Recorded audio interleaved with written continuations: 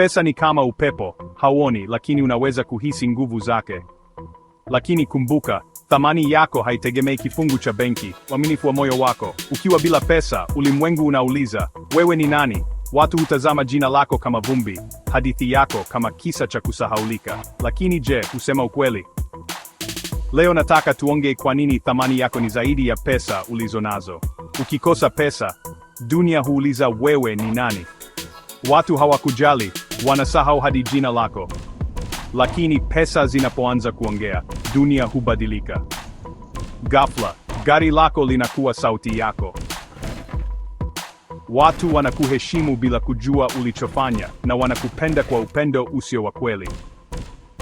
Lakini kuna kitu kujifunza hapa. Pesa hazisemi najali, zinasema sasa unafaa.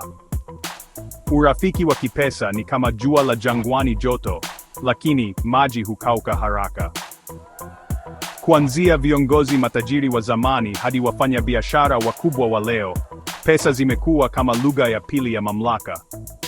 Lakini hata wafalme walikuwa na maadui, watu ambao hupotea wakati wa shida. Sasa, kitu gani cha muhimu zaidi? Pesa zinaweza kufungua milango, lakini thamani yako ya kweli ni ile inayobaki hata pesa zikiisha. Tafuta utajiri, lakini usiruhusu utajiri ukubadilishe. Kwa nini? Kwa sababu mwishowe, pesa ni silaha tu. Wewe ndiye unayeamua.